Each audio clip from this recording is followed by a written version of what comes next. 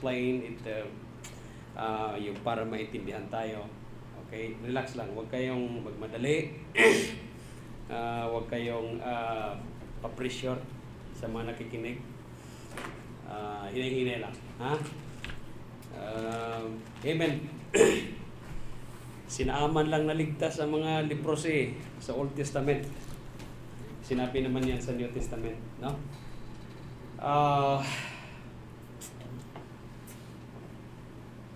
Sa Jordan River, sabi ni Man of God na si Elisha, magwaswas ka doon ng 5 beses, ng 7 beses, no? 7 times. Ang 7 times, mga kapatid, it is a number of God.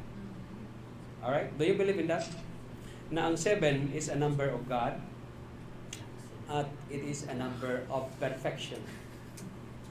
Sa hermeneutics na libro, yung under numerology principle ay ang number 7 is a number of perfection. Okay? Yan ang number. Kasi ang number 6 is a number of man. A number of imperfection. Okay? Do you understand that? So huwag niyong kalimutan sa numerology principle in the hermeneutics study, yan yung mga kahulugan ng mga numero. So kaya inutusan ni Elisha si Naaman na maghugas ka doon ng mga 7 beses kasi 7 is a perfect number of God. Okay? Amen ho ba? So ganun yan. And if you study also from the Old Testament until New Testament, water symbolizes the Word of God. Do you believe in that? Ito po yung larawan ng tao na galing sa kasalanan at dahil sa tubig ay nilinis siya. No? Ganon yun. Because it symbolizes the Word of God and the Word of God can cleanse us. Di ba? In John chapter 15, sabi nga doon sa verse 3, now ye are clean through the word that I have spoken unto you. Okay. John chapter 15 verse 3. Ano sabi? Ano sabi diyan? Now ye are clean through the word which I have spoken unto you. Malinis na kayo sa magitan ng salita na sinasabi ko sa inyo. Ano yung salitang yan? In Ephesians chapter 5 verse 26. Ano sabi doon? That ye might sanctify and cleanse it with the washing of what? Of what? Water by the word. So, if you study about soteriology or salvation in the New Testament, brethren, even if in the Old Testament, if you're talking about water na hindi literal na tubig na nagpapaglilinis sa atin, kasi ang literal na tubig ay nagkakapaglinis yan sa ating outside appearance, but the water that symbolizes the Word of God or the Word of God ay nagkakapaglinis sa atin sa ating inward part. Inward natin, no? Wherein nandoon yung mga kasalanan nandoon sa puso natin. Amen ho ba? Kaya ganun siya. Alright?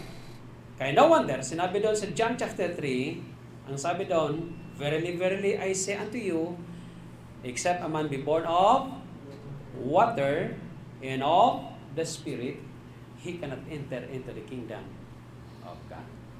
Di ba? So, ganun siya. Doon sa John chapter 3. So, napakahalaga.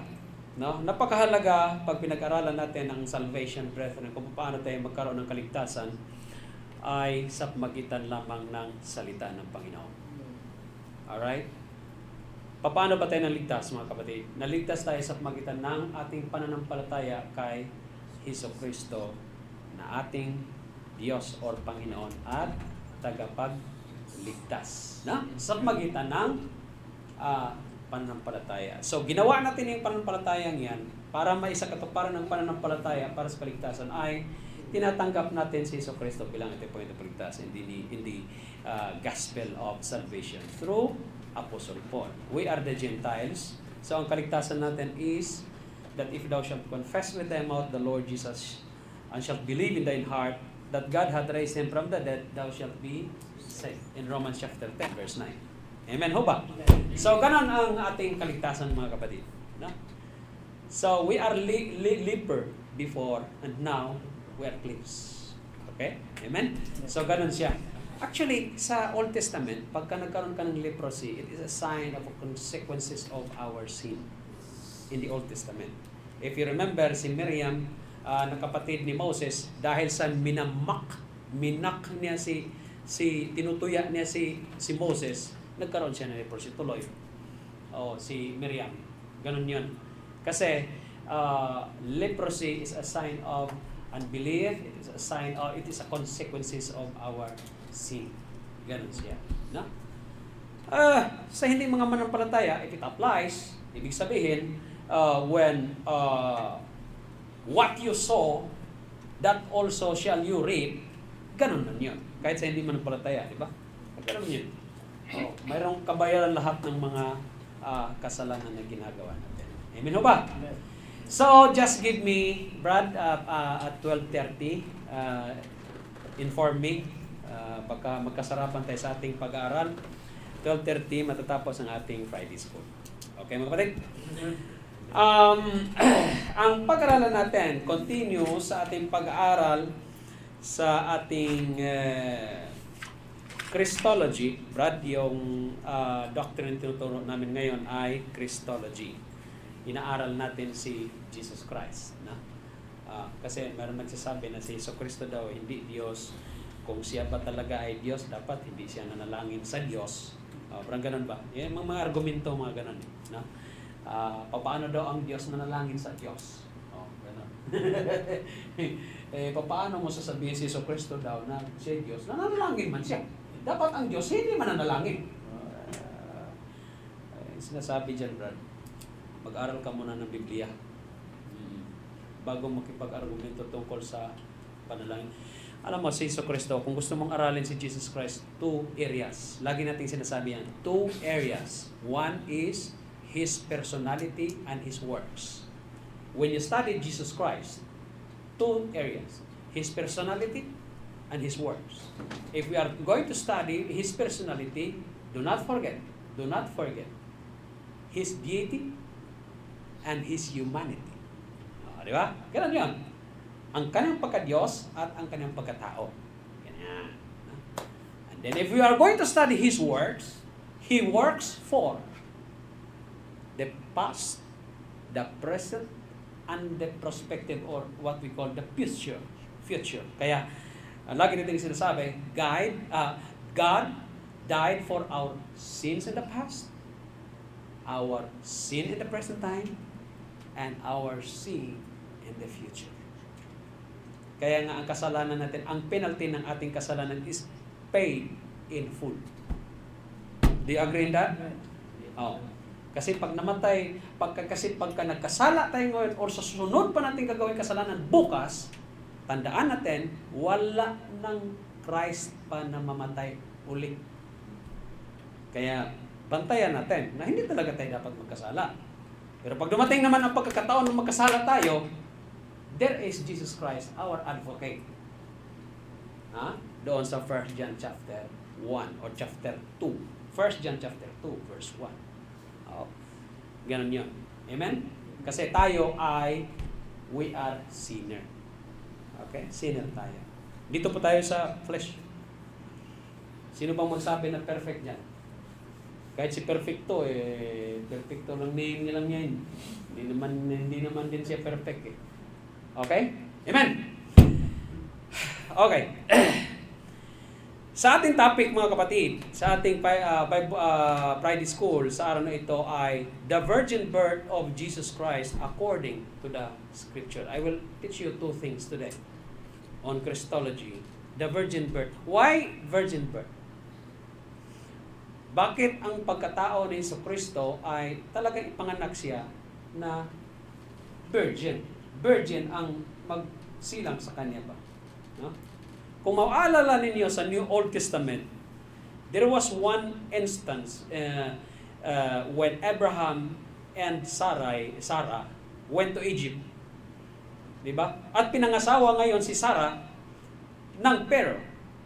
At ang sabi agad ni Abraham, pagka magtanong si hari, sabihin mo agad, kapatid kita. Parang ganun ba, no? Alam nyo, pagka matakot talaga tayo, talagang gagawin mo kung anong dapat mo magawa para lang hindi ka makatay. Natakot siya katayin. Ganon din si Isaac. Nung nagustuhan ni Abimelech, no? The king of Philistine, hindi Palestine, Philistine. Okay. So, ang sabi din, kapatid. Sabihin mo lang kapatid. Lagyan na kayong may mga asawa dito, huwag niyo sabihin sa asawa ninyo. Pag sinabi niyo, pastor, kapatid ko ito. Hindi, porket medyo invalido, hindi mo aminin na asawa mo. Hindi, ganun. Pastor, asawa ko ito. Ganun ba? No? Alright? Ha? Ha? Pwede yun. Huwag kang justifiable. Justified. Lusot. Okay? Kasi pagdating naman sa langit, wala namang pag-asawa Yung asawa mo ay, we are like an angel. Tandaan niyo yan. There is no marriage in heaven. Tandaan niyo. Wala nang marriage sa heaven sa langit Yung asawa mo, ang ano mo yan, kapatiran mo na lang din yan. Saan si sister ganito? Saan si Brad ganito? Ayun. Kung saan pumunta, Lord. Okay? No? So, 2 things ang pag-aralan din sa araw na ito, mga kapatid. Just give me a few minutes. Number 1 is why virgin birth of Jesus Christ according to the scripture. Okay?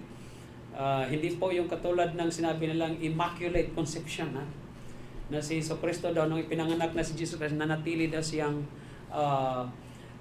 nanatiling virgin. Mayroon din nagsabing sinless siya. Hindi yun, no?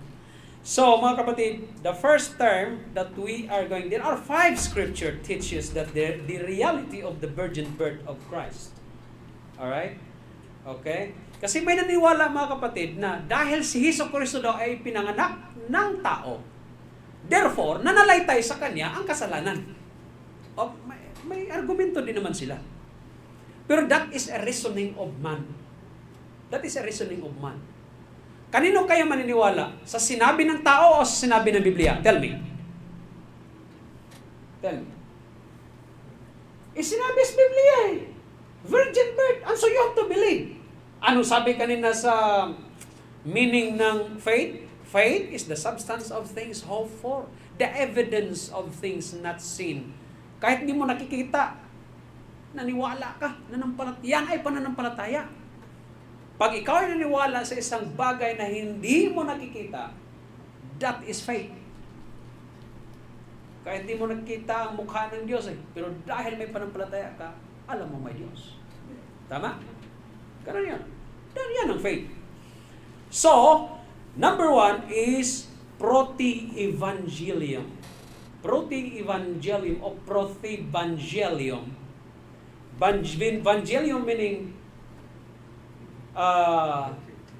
ano ba yung doon sa Ephesians chapter 1 verse 13, Brad? The gospel of evangel, ano ba? Ephesians 1:13, bro.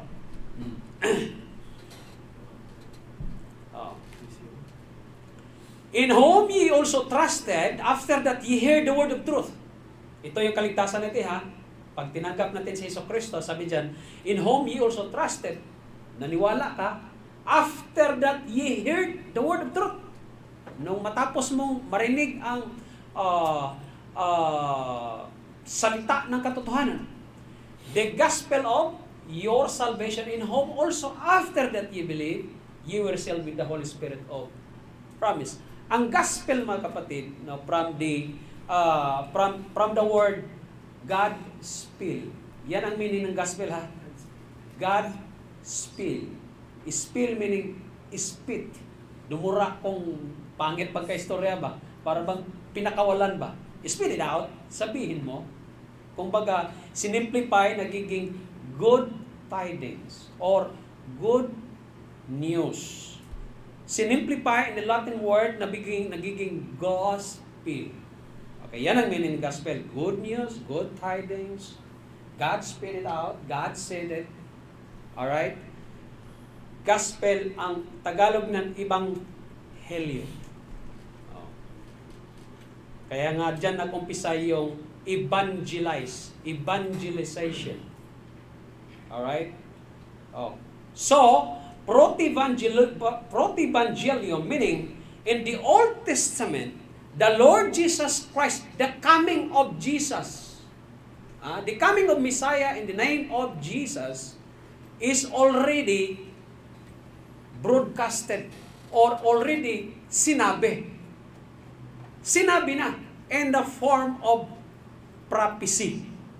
Do you agree with me? In the Old Testament, the coming of the Lord Jesus Christ is already sinabi. Ang tawag dyan ay protevangelium. What is the verse, Pastor? Genesis chapter 3, verse 15. Ito yung pinakaunang gospel na sinabi in the Old Testament. The start of saying a good tidings, a good news, na kung saan ang tao nag-fail siya sa harapan ng Diyos. Di ba nagkasala ang tao? Nag-fail siya because God gave them a commandment, a test, in order for him to be righteous. And then, anong nangyari sa tao ito? Nag-fail siya. Ang sabi ng Diyos, huwag mong kainin ng punong kahoy sa pagkakilanlan sa mabuti at masama. Dahil pag ikay kinain mo iyan, ay ikaw ay walang pagsalang, mamamatay ka talaga. Hindi physical. Spiritual. Di ba? Di ba? At ang nangyari, nahiwalay sila sa Diyos dahil yan naman ang meaning death. Ang death is meaning separation. Nahiwalay sa Diyos ba? Here comes death, physically follows. Kaya nagkaroon ng physical na kamatayan. Dahil nauna kasi ang kamatayan spiritual. Alright? At dahil ang kamatayan, mga kapatid, ay mayroong penalty. Do you believe na pag nagkasala ka may penalty? Niwala ba kayo doon? Halimbawa daw sa ating law of the land. Di ba pag nagkasala ka, brad, mayroong nabawasa. Driving lamang sa traffic. If you beat the red light, beating the red light, ika nga, ay sigurado, may 3,000 ka. No? Di ba? Kasi, biblically speaking, brethren, it is already a principle of the Lord that when man ay, pag nagkasala ito, ay magkaroon siya ng penalty ng kanyang kasalanan. At ang penalty ng kasalanan sa Biblia, mga kapatid, ay death. Death to hell. Ganun man ang kabayaran. Di ba? Kaya nga ang tao, ang default ng tao ay patungo sa impyerno because of sin. Di ba? Di ba? Di ba? Di ba? Ganun. So, alam ng Diyos na even in the Garden of Eden, even before the foundation of the world, alam ng Diyos na itong taong ito ay magkasala talaga, mag-failure talaga yan. Kaya the master of salvation is already prepared in the Old Testament, and even before the foundation of the world, na the master plan of salvation is what? The death of the Lord Jesus Christ. That is why the first protevangelium in the Bible, the first gospel in the Bible, in the Old Testament, it is called protevangelium in Genesis chapter 3 verse 15. Anong sabi diyan? And I will put enmity. Enmity pagkaalitan between thee, the serpent. The serpent. Okay? Satan in the form of serpent. Yun lang naman yun. Between thee and the woman. The woman, si Eve. Anong meaning ng Eve? May idea ba kayo anong kahulugan ng Eve? Bakit Eve ang pangalan niya? Because Eve is life. Yan ang meaning niyan. She is the mother of all living. Okay? Yan ang meaning ng Eve. From the Hebrew word, Aramaic word, Chava. Okay. Parang chorba lang. Parang gano'n. Or chaka.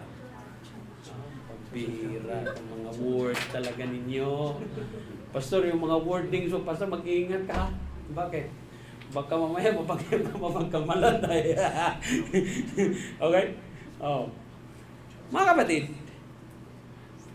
si Eve, ang seed niya, ang sabi ng Diyos ang sabi ng Diyos, and God said, and I will put enmity between thee and the woman, and between thy seed ni Satan, and the seed of a woman, si Jesus Christ, at dito si Satan, it shall bruise thy head, and thou shalt bruise his head. Ang demonyo ay kakagatin yung sakong, dito, at yung seed of a woman will babasagin ang ulo mo. What does it mean, Pastor? Literal ba talaga yan? Ay, hindi po ha. Baka inisip ninyo. Yung it shall bruise thy head, ang meaning nun, it shall be a victory, a dominance that you will be defeated. Okay? You will be defeated. Yung ulo mo. Kaya nga pagdating sa gera, ang ulo talagang tinitira agad. Bakit? Pak! Takbuhan yan ang mga, yung mga army na yan, pag nadali yung hari. Okay? Kaya nga, yun. Si Jesus Christ, when He defeated Satan, yun yung simbolo ng ulo. Pero ang magagawa ni Satanas, kakagat lang sa sakong, anong power niyan? Wala man yan. Kaya mapapansin mo, yung ahas ay nanunuklaw sa paa. Parang yun yung mga simbolo yan eh. Okay, kikita ninyo? Walang power, wala. Nakikita ninyo yung significance ng first gospel in the Old Testament? Nung magkasala ang tao, may backup agad ang Diyos. The coming of Messiah or the coming of Jesus Christ. Tama ho ba? Yan. Yan yung first evangelium. First evangelization in the Bible. First gospel in the Bible. This is significant. Kaya nga sabi diyan, between Satan and between Satan and Jesus Christ, the unbelievers and the believers forever, or dito sa lupa pa lamang mayroon ng hatred between each other. Alright? Satan and Jesus Christ, this is already hostility. Do you understand what is the meaning of hostility? Enmity. Magkalaban. Ganon. Bakit? Kasi, hindi naman pwede magsama yung, sabi nga doon sa Corinthians, yung bilayal nga at saka yung hindi naman pwede magsama yun. Okay? Maghanap ka rin daw kayo ng kasama mo palagi araw-araw, hindi mananampalataya. Di ba kayo mabubuisit ka? Kasi hindi kayo magkaigi. Asawa mo, mananampalataya ka, ikaw hindi, or ikaw mananampalataya, asawa mo hindi. Brad, sabihin ko sa inyo, mayroon talagang hostility dyan. Iba talaga ang mag-asawa na mananampalataya, kapatid? Okay? Kaya dapat kayo, pag-asawahin nyo, mananampalataya. Pastor, wala nang kita ko sa church, puro yung balit ng mga mukha eh. Parang gano'n. Doon lang ko sa iba. Doon lang sa Katolik, Pastor. Gano'n. Ano magagawa ng pastor nyo? Kung yun ang gagawin ninyo. Dapat nga manalangin kayo eh. Panalangin ko, Pastor. Pwede bang ipanalangin ko si kapatid? Ganito. Teka lang ba? Ba't ka manalangin? May asawa ka naman na. Dito kasi tayo sa Saudi, Pastor. Talaga naman kayo ha. Mahuli ko lang kayo na mag-ginawa kayo ganyan. Lalatiguhin ko kayo. Okay? Kasi Pastor, kaya doon sa Pilipinas ba, merong fellowship. Kaya doon nakikita yung at least marang mga manampalataya, mga guatsinanggo ba sa Bisaya ba, yung mga bugoy-bugoy ba, yung mga mapilyo ba ko pupunta doon sa kining mga kamkam, magdala ng kamera, ng larga vista. Kaya dito. Talaga naman. No? Yung mga kapatid? So, there is hatred between Jesus Christ and Satan.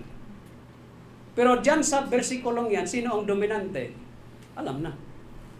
Kaya lagi nating sinasabi, huwag kang matakot sa buhay mo. When Satan tempted you, when Satan attacks you, do not forget, when you overcome the world by your faith, because of the Lord Jesus Christ overcometh the world, you overcome it already also the world. Satan is defeated before, defeated in the present, and he will be defeated forever. Ganun lang. Amen mga kapatid? Alright? So, the first gospel is called Protevangelium. Yang versikulong yan. Last one. Give me 5 minutes. The Emmanuel prophecy. Why Jesus Christ to be a virgin birth? Sinabi na sa Old Testament eh. Kailangan ang Messiah na darating ay ipapanganak siya sa magitan ng virgin or virgin na babae. Okay? Si Mary was pregnant before walang union, kumbaga, nangyari. Kaya nga sabi doon sa Book of Luke, she is undefiled. She is undefiled. She knew not man. Ibig sabihin, walang sexual affair para mabuo si Jesus Christ. It was all the operation of the Holy Spirit. Alright? By operation of the Holy Spirit.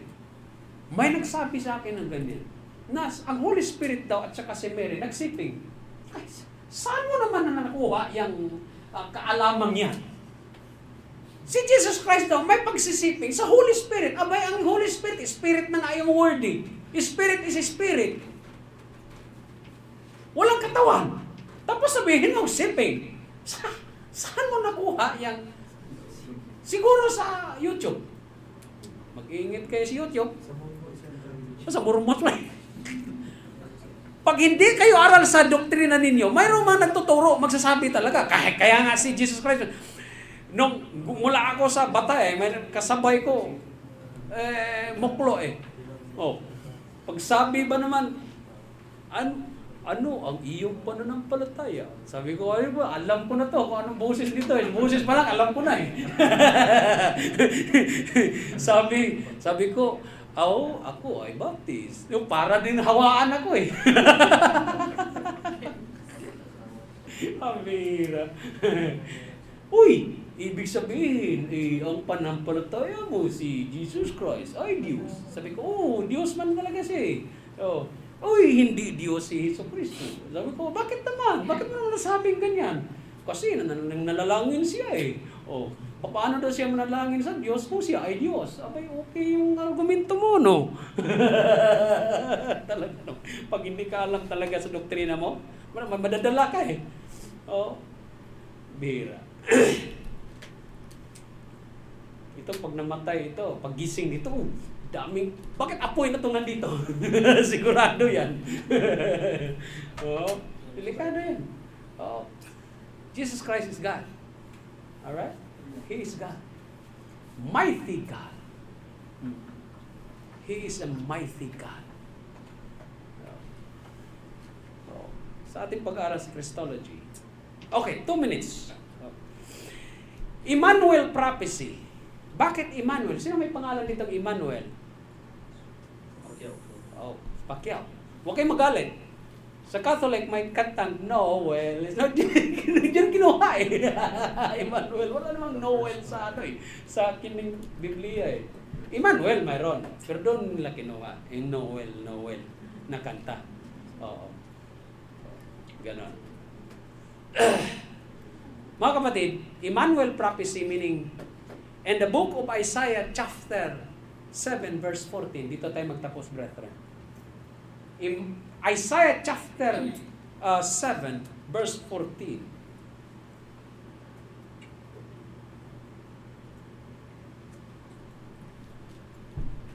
It is an Emmanuel prophecy. Therefore, the Lord Himself shall give you a sign. Behold, a virgin shall conceive and bear a son, and shall call his name Emmanuel. Okay? Which is God is with us. Yan. Okay? God is with us. Ang Diyos kasama natin. You ask me how I know He lives in my heart. He lives within my heart. No, di ba? Ganun yun. Ganon ang Emmanuel natin. You ask me how I know He lives within my heart. Nasa puso niyo yun. Nasa puso natin. Nasa puso niyo ba si Kristo? At ang patunay dyan, nag-iwan siya ng Holy Spirit. Di ba? Holy Spirit kasi sa langit siya. If you have really Jesus Christ in thyself, you have the Holy Spirit. Yan ang meaning niya. Okay? Kasi may Kristo kayo sa puso niyo. Because the Lord Jesus Christ, pag umalis siya, may ipapadala siyang comforter. Talaga naman ba? Comforter mo saan? Comforter mo saan? Parang ganun lang eh. Iba naman talaga ang comforter. May unan ka na, may kama ka pa. Pastor, parang may pinapatungkulan ka, Pastor. Mukhang ano yan? May comforter. May comforter. Do not be offended. Okay. Kaya nga sabi ko sa message ko, tama na. Relax. Huwag masyado. Kasi talagang ang mangyayari sa akin ito, may unan na ako, may comforter pa. May kama pa. Ganun, no? Anyway, yan ang Emmanuel prophecy.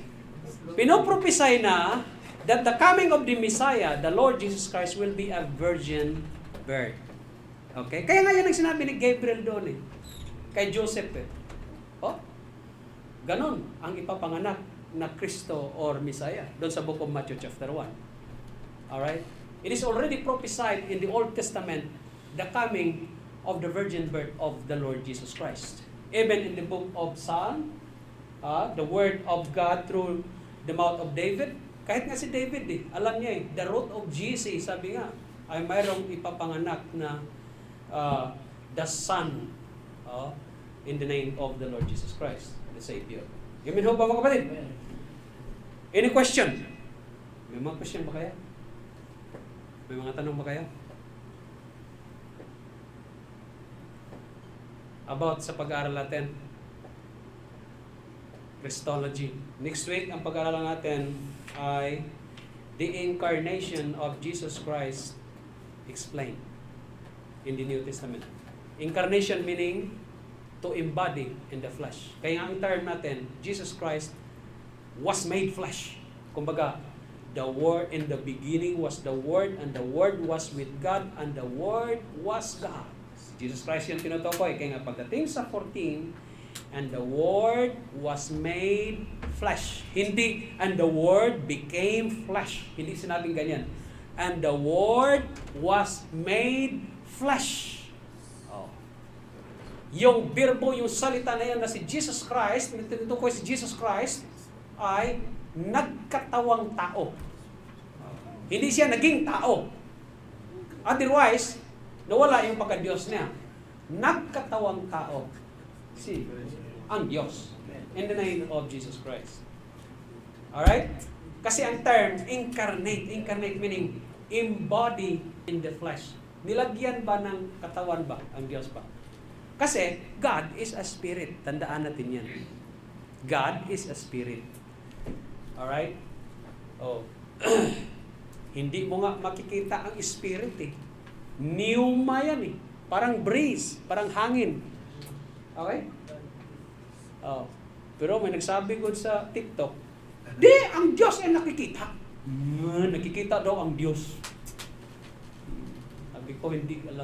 Mahirap talaga pag hindi din alam hindi aral sa Biblia eh. Kasi daw, nakikita naman daw ang Diyos. Mayroon pa siyang mga bersikulo. Sabi ko, maghihirap. Ibang klase talaga. Kasi sabi, pag nakita mo ang Diyos, mamamatay ka. Tama? Totoo naman yun eh. So therefore, ang Diyos ay hindi mo kita. Pero may mga bersikulo nagsabi na ang Diyos ay nakikita. Hindi. Sa pag-aaral natin sa Biblia, in the Old Testament, ang tawag doon ay pre-incarnate of Jesus Christ. Sa Old Testament. Kaya nakikita. Ang Diyos, gumagamit siya ng angel para makita siya. Hindi niya pakita yung sarili niya as God. Otherwise, patay siya. Doon sa Book of Exodus, ganun yun. Alright? Any question sa ating pag-aaral about Christology? Christology meaning the study of Christ. Christus in the Greek word, logi is logos.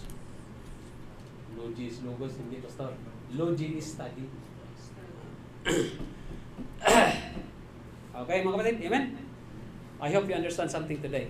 Brad, ito lang ang structure ng namin dito pag-aaral. May Friday school and then second service. Amen? Salamat kapatid.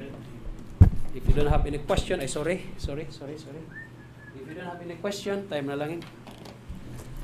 Our Heavenly Father, once again, Lord, we thank you, God, for thy words. We thank you for the guidance, Panginoon. Through the Holy Spirit of promise that will in us, nagpaunawa sa amin sa iyong salita. Patawarin niyo po kami sa mga kasalanan. Give us a humble heart. And help us to continue in serving thee, O Lord. Ingatan niyo po kami. Salamat sa mga kapatiran dito. In all these things, we thank you and we praise your name. In the name of Jesus Christ, our Lord and personal Savior. Amen and amen. Break time mga kapatid. Umpisa tayo 1 o'clock.